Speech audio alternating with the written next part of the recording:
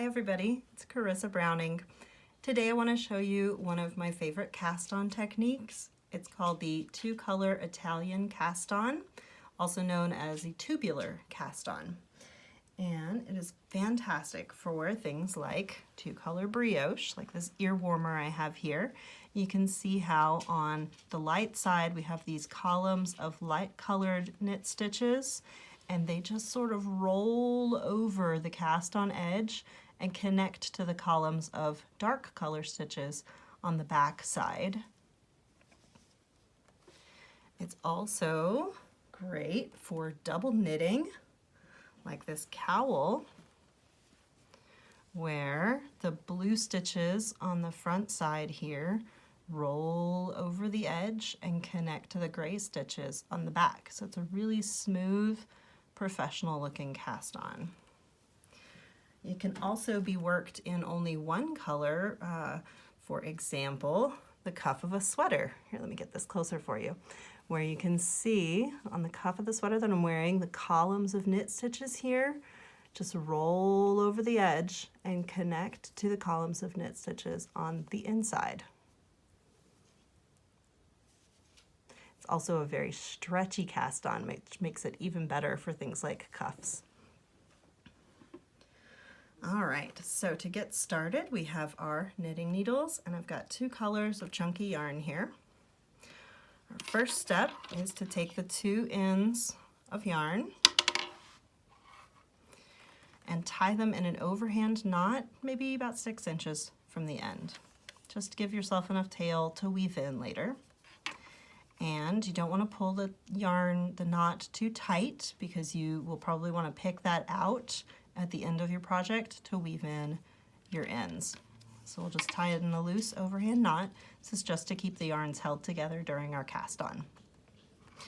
Now I want the light color, the one that's going to be on the front of my brioche project. I want that to be in front, and the dark color in the back. I'm going to put that knot on top of my right hand needle and just hold it in place with my right hand, just like that. And I'm going to hold the yarns with my left hand, similar to how you would hold them for a long tail cast on. I'm going to wrap my lower 3 fingers around both strands of yarn, put my index and thumb in between them, and separate them. So for a long tail, you would go up your thumb and grab the back yarn and pull it back out, and that's how you would cast on a stitch, long tail method. For this way, we're going to do it a little bit differently.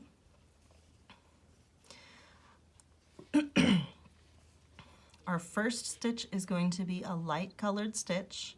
So we're going to take the tip of our right hand needle here. We're going to go around the back, under the dark color, under the light color. And we're going to grab that light color, go back under the dark color toward the back, and come up to our starting position again. So we have just cast on one light colored stitch. The knot does not count towards your cast on. It does not count as a stitch. It's just there to hold the yarns together. So we have cast on one light colored stitch so far. Now we're going to cast on a dark colored stitch. So we're going to do something kind of mirror image. We're going to go forward with our needle and go under the light color yarn, and then we're going to go up between them and grab that dark color and come back toward the front under the light color again, and up back to our starting position. So now we've cast on one light color and one dark color. And if you look at the base of those stitches there, you can see the light color is a purl stitch. He's got a little dark color collar around him. And the dark color is a knit stitch. He looks like a V. So let's try that again. We're going to cast on a purl light color stitch by going around the back, under the dark color, under the light color, grab the light color, and pull it back under the dark color to the back and up to the front again. So we've cast on another light color stitch. Now we'll go to the front and under the light color, up in the middle, grab the dark color and bring him back under the light color to the front and back up to starting position. So if we ignore the knot there, we now have 4 stitches cast on.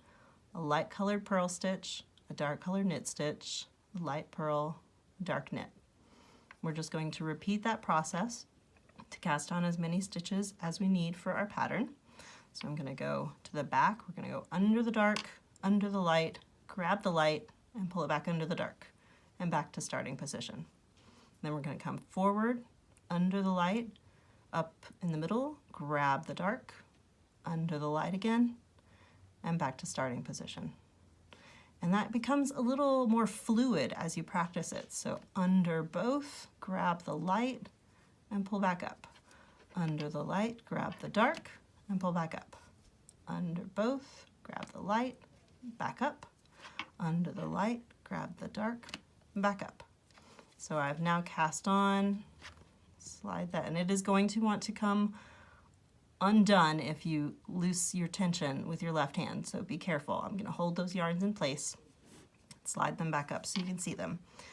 So ignore the knot. I've got light, dark, light, dark, light, dark, light, dark, light, dark. So I have 10 stitches there cast on. So it's going to want to come unraveled at this end, and it's going to want to twist around your needle as well. Try not to let that happen, but also don't freak out if it does, because it is fixable. Now once we have all of the stitches that we need to cast on for our pattern on the needles, we're going to turn our work to start knitting. And we're going to do 2 setup rows. So you can see, again, these stitches want to come undone. So before I start working, I'm just going to give it one more twist to sort of lock that last stitch on the needle.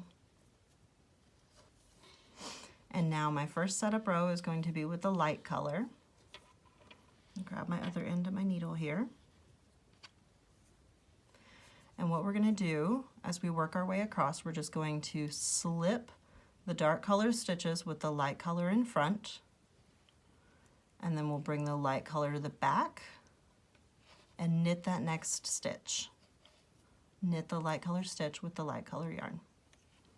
We'll bring the yarn to the front between the needles, slip a dark colored stitch as if to purl, bring the yarn back to the back between the needles, and knit one. And let me see if I can show you that English style with the yarn in my right hand.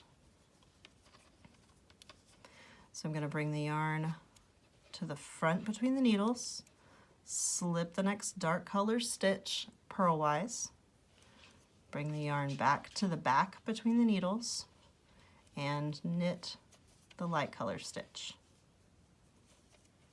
So to the front between the needles, slip the dark, to the back between the needles, and knit the light.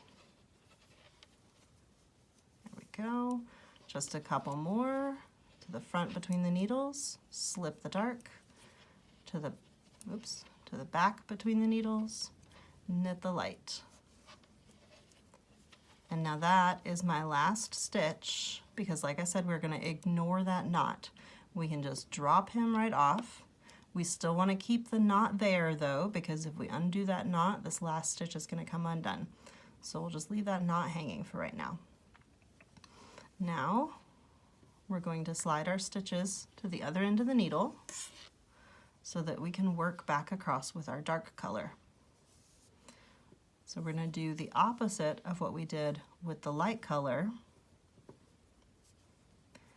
We're going to purl the dark color stitches with the dark yarn. Purl. We're going to move the yarn to the back between the needles and slip the light colored stitch as if to purl. Yarn to the front between the needles, purl the dark stitch, yarn to the back between the needles, and slip the light. Yarn to the front, purl, yarn to the back, slip. And English style.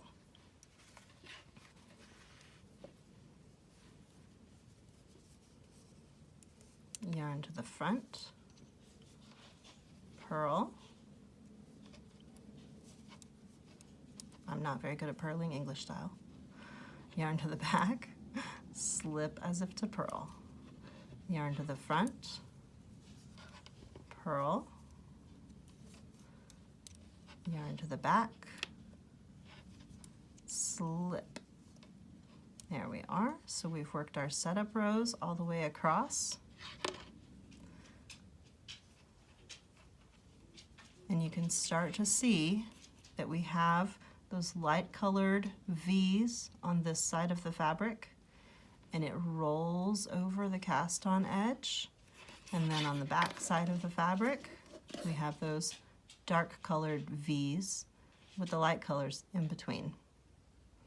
So from now is when we can actually begin our brioche pattern, and you can join it in the round at this point as well if it's something like a hat or a cowl or that ear warmer I showed you before. So now is the point that we would join in the round and begin working our brioche stitch. Thanks for watching.